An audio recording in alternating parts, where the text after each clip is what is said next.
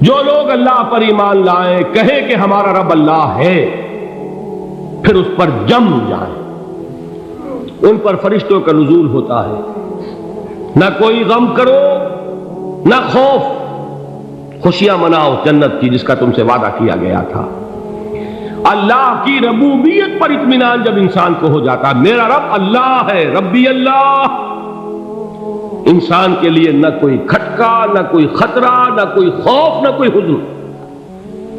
جو کچھ ہو رہا ہے کس کے اذن سے ہو رہا ہے؟ اللہ کے اذن سے۔ اللہ کے اذن کے بغیر پتہ تک نہیں ہلتا۔ یہ کوئی اندھا بہرا مادہ نہیں ہے جس سے مجھے کوئی خوف ہو۔ اندھا بھینسا چلا آ رہا ہو اس سے تو ڈرنے کا ہر انسان کو ڈرنا چاہیے، نہ معلوم کس کو ٹکر مار دے۔ لیکن نہیں، اس کائنات کو چلانے والا ایک سمیع و بصیر خدا ہے۔ وہ جو میرا دوست ہے، میرا ولی ہے۔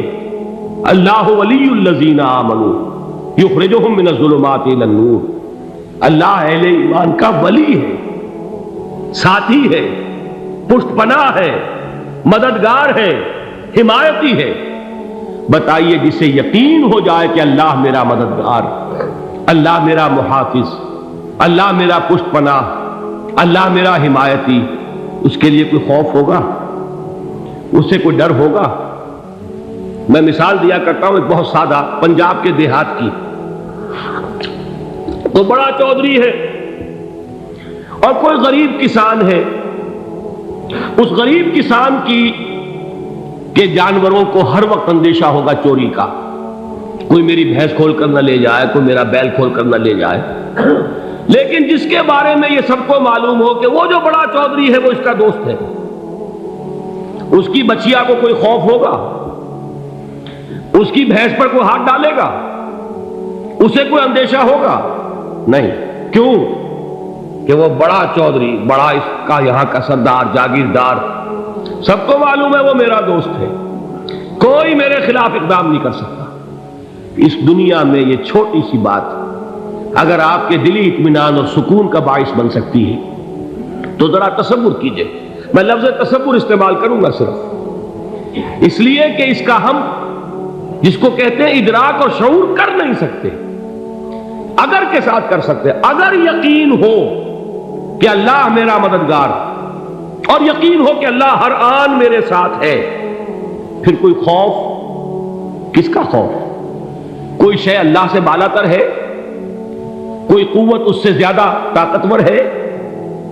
کوئی اس کے ارادے کو بدلنے والا ہے؟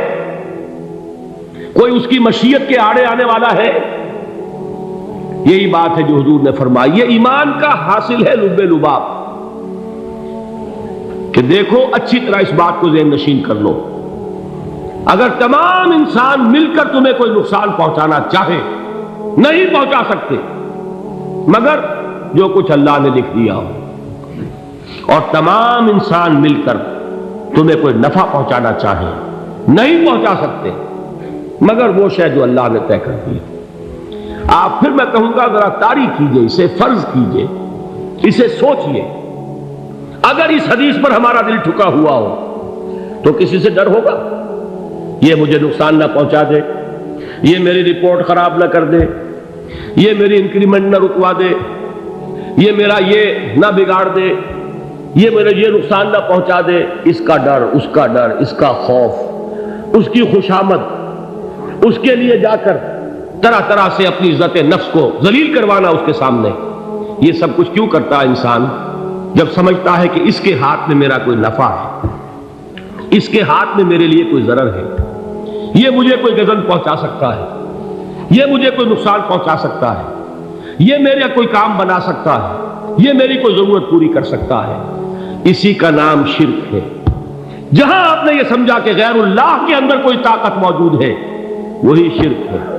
بتوں سے تجھ کو امیدیں، خدا سے نو امیدی، مجھے بتا تو صحیح اور کافری کیا ہے؟ شرک تو یہ ہے۔ جس پر بھی تمہیں یہ خیال ہے، کلمہ ہے یہ کلمہ سوم، لا حول ولا قوت الا باللہ، ذرا اس پر دل کو کبھی اگر آپ تصور کریں، پھر فرض کریں، دل ٹھک جائے اس پر، کوئی طاقت نہیں۔ یہی بات تھی جو شیخ عبد القادر جیلانی رحمۃ اللہ علیہ نے اپنی وصیت میں اپنے بچے سے کہی. 11ویں دینے والے ہیں، لیکن حضرت شیخ عبد القادر جیلانی کی وصیت اور تعلیمات کو کتنے لوگ ہیں کہ جانتے ہو؟ یہ جن مقامات تک پہنچے ہیں وہ کس چیز کی بدولت پہنچے؟ انہوں نے جو پیغام دیا وہ کیا تھا؟ اے میرے بچے، جس طریقے سے قرآن مجید میں حضرت لقمان کی نصیحتیں جو ہے نقل کر دی گئی ہیں، میں یہ عرض کروں گا بالفرض اگر قرآن حضرت عبد القادر جیلانی کے بعد نازل ہوا ہوتا تو شیخ عبد القادر کی یہ نصیحتیں بھی قرآن میں درج ہوتی. اتنی اونچی نصیحتیں ہیں. اے میرے بچے، اس حقیقت کو ذہن نشین کر لے، لا فاعل فی الحقیقت ولا مؤثر الا اللہ. اس کائنات میں نہ کوئی فاعل حقیقی ہے نہ مؤثر حقیقی ہے سوائے اللہ. کسی شے میں کوئی تاثیر نہیں اگر اللہ نہ چاہے. آگ جلا نہیں سکتی اگر اللہ نہ چاہے. پانی ڈبو نہیں سکتا اگر اللہ نہ چاہے. زہر ہلاک نہیں کر سکتا اگر اللہ نہ چاہے. کوئی چیز فائدہ نہیں پہنچا سکتی اگر اللہ نہ چاہے. تو در در پہ کیوں سر جھکاتے ہو؟ در در پر کیوں جبیں سائی کرتے ہو؟ سب کے سامنے کیوں ہاتھ پھیلاتے ہو؟ ایک اللہ سے مانگو.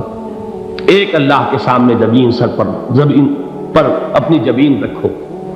لا فاعل فی الحقیقت ولا مؤثر الا اللہ. نظر آتا ہے ہمیں کہ پانی پیاس بجھا دیتا ہے. پیاس بجھانے کی صلاحیت پانی میں نہیں ہے، اللہ کے اذن سے. کھانا بھوک مٹا دیتا ہے. بھوک مٹانے کی صلاحیت کھانے میں نہیں ہے، اذن رب میں. دیکھیے یہی یقین تھا. حضرت موسیٰ علیہ السلام کا واقعہ یاد کیجئے. سامنے سمندر آ گیا ہے. قوم دیکھتی ہے پیچھے کہ گرد و غبار کا طوفان.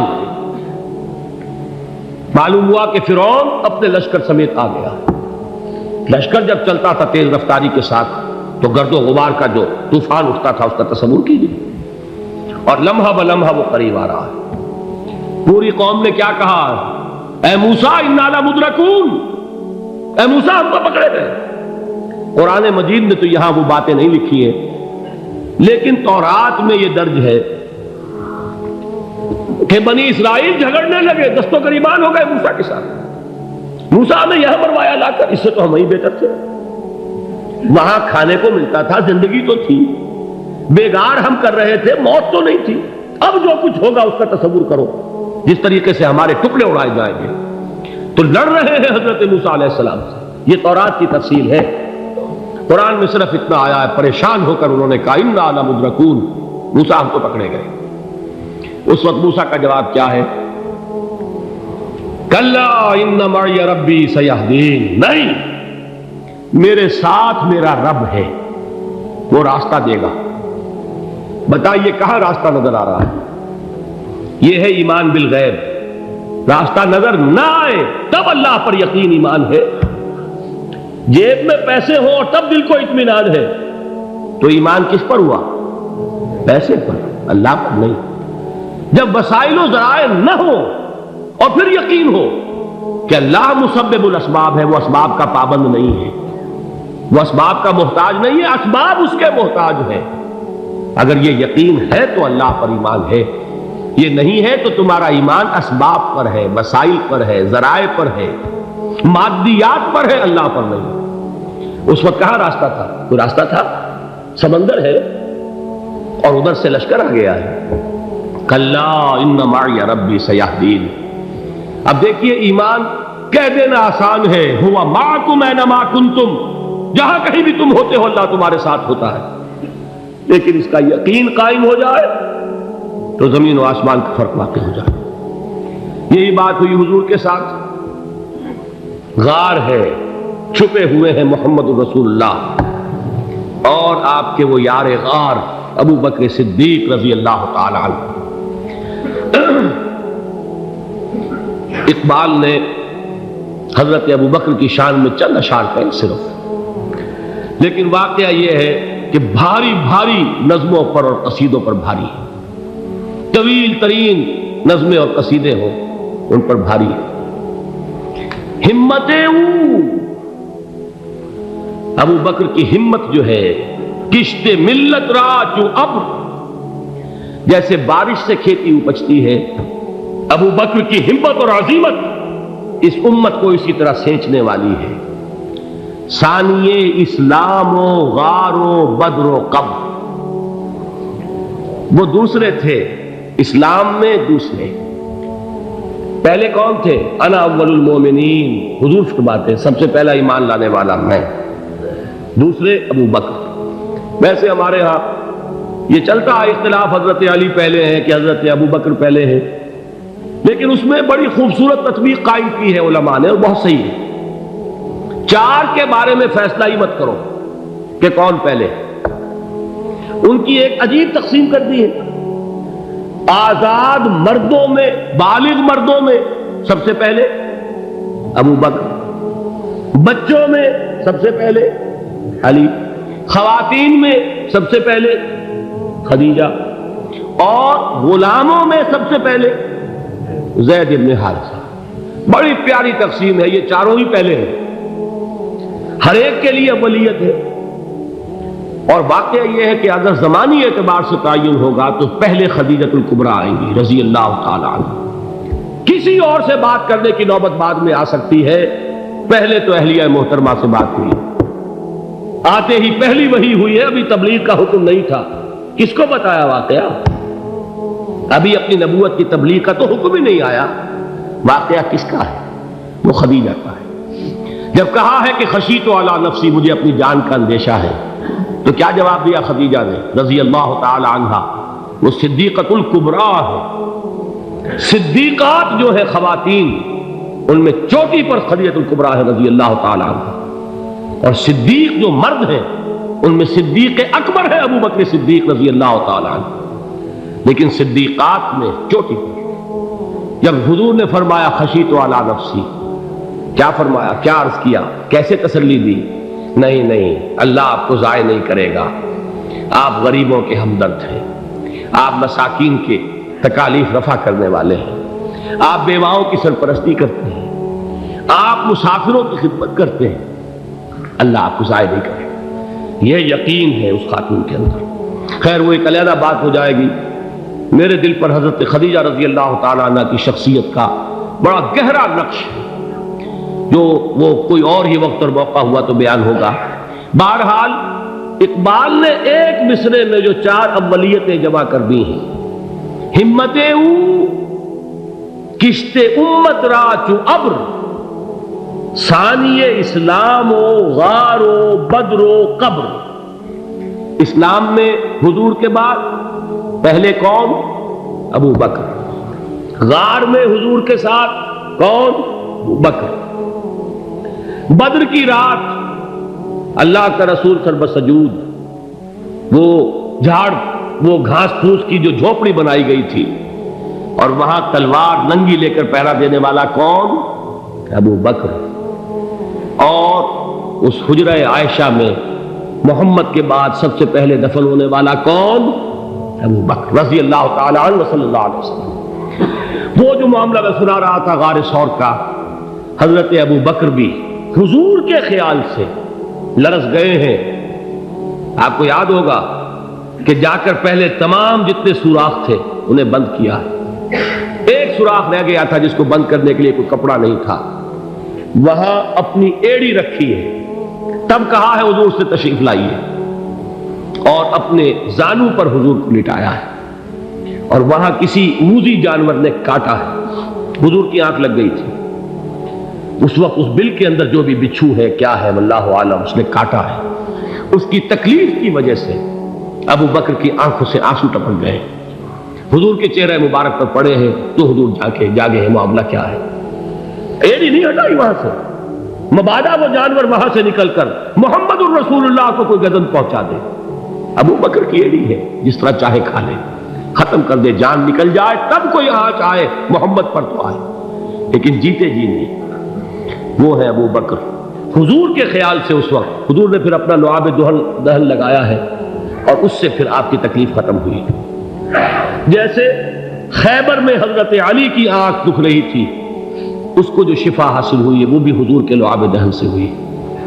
تو بہرحال اس وقت انہوں نے کہا ہے کہ اے نبی یا رسول اللہ، اگر اس وقت ان میں سے کسی نے غیر ارادی طور پر بھی اپنے قدموں کی طرف جھانک لیا تو پکڑے جائیں گے۔ کیا جواب تھا اللہ کے رسول کا؟ لا تحزن ان اللہ معنا، اللہ ہمارے ساتھ ہے، کیوں گھبراتے ہو ابو بکر؟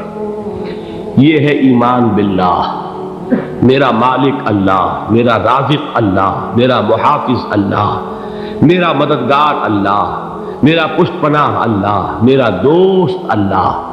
یہ دوستی ہے اللہ کی جو لب لباب ہے، حاصل ہے ایمان کا، اسی کا نام ولایت ہے۔ اولیاء اللہ کے سروں پر سینگ نہیں ہوتے، جس کے دل میں ایمان راسخ ہو چکا ہو وہی اللہ کا ولی ہے، جسے اللہ پر یقین ہو چکا ہے وہی اللہ کا ولی ہے، جسے یقین ہے اللہ میرے ساتھ ہے، میرا مددگار، میرا پشت پناہ، میرا ساتھی، میرا دوست، میرا محبوب، میرا محب۔ اللہ اہل ایمان سے محبت کرتا ہے۔ واللہ یحب الصادقین، ان اللہ یحب الذین یقاتلون فی سبیلہ صفا کانہم بنیان مرصوص۔ اللہ محبت کرنے والا، اہل ایمان محبوب، اور اہل ایمان محبت کرنے والے اللہ محبوب۔ والذین آمنوا اشد حبا للہ۔ آپ تصور کیجئے جسے یہ رشتہ ایمان یا رشتہ ولایت حاصل ہو جائے، الا ان اولیاء اللہ لا خوف علیہم ولا هم یحزنون، آگاہ ہو جاؤ اللہ کے دوستوں کے لیے نہ کوئی خوف ہے نہ کوئی حزن ہے۔